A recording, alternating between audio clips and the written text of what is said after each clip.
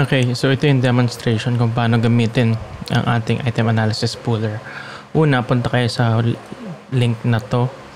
Naka-upload din to sa group chat. Then, naka-paste din siya sa video description. Punta lang po kayo dito sa releases. Pindutin ninyo. Then, itong item analysis pooler.exe ang inyong ida-download.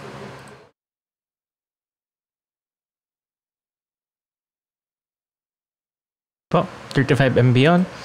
So, pag na-download na, pwede nyo na pong buksan.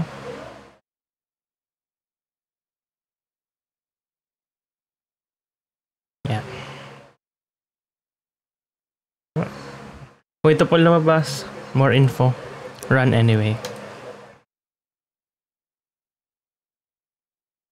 So, ito po yung lalabas na kailangan nyo. So, isa lang yung kailangan mo, itong zipgrade CSV. So, paano kunin yan? Punta kayo sa zipgrade.com. Bago kung hindi kayo naka-log out, mag-login kayo. Kung anong account nyo sa phone, dapat yun ang gamit nyo dito. Okay? It's also important na isa lang yung mag-check ng papel. Lalo na kung gusto nyo ay ang item analysis ay pang buong department. Okay, login lang kayo. Okay. So, punta kayo dito sa quizzes. Pili kayo ng quizzes na gagamitin nyo. So, itong pinakaluma ko, itong kukunin ko. Ngayon, punta kayo dito sa quiz statistics. Itong CSV, it's important na CSV ang inyong gagamitin. Kasi yung app nakadesign sa CSV. Click nyo ito. Full format. Magda-download siya, then okay na. Pag naka-download na yan, balik kayo dun sa app. So, select zipgrade CSV file, browse. So, nasa downloads, biofarm ko. Ito. Then, kung saan ko gusto lumabas, sa desktop na lamang. Okay?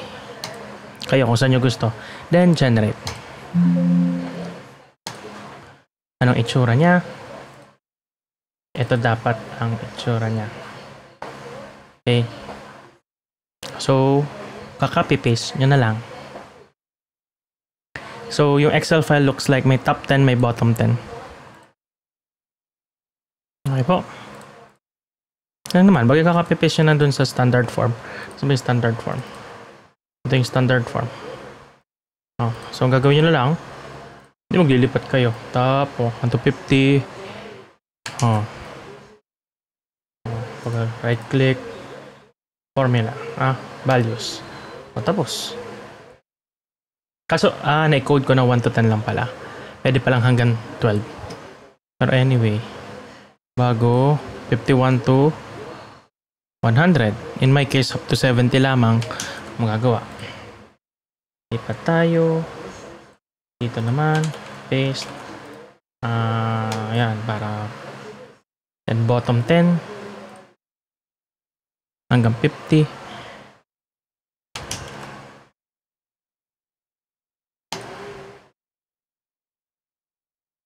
Then yung sunod from 51, kopyahin nyo lang. Pag-paste nyo dito. Tapos na.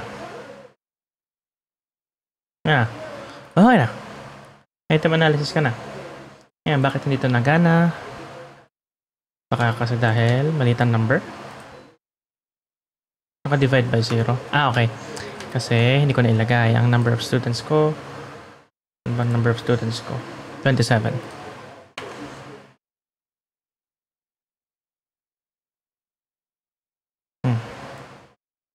Bakit ito ay nakaganon?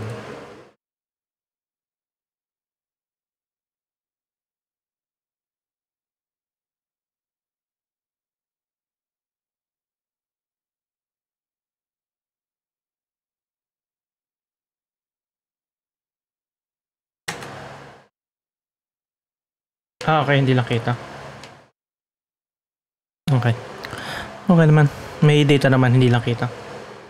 Okay na. Just na. Ganun lang katili.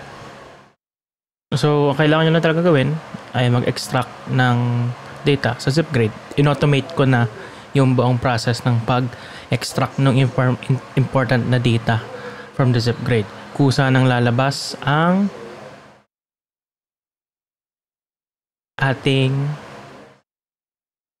kusa nang lalabas yung kusa na siya maghahanap kung sinong top 10, sinong bottom 10, ano yung kanilang answers. Okay? So, I hope that helps. If may tanong kayo, message nyo lang ako sa group chat. Sasagutin ko kayo. Okay? Thank you.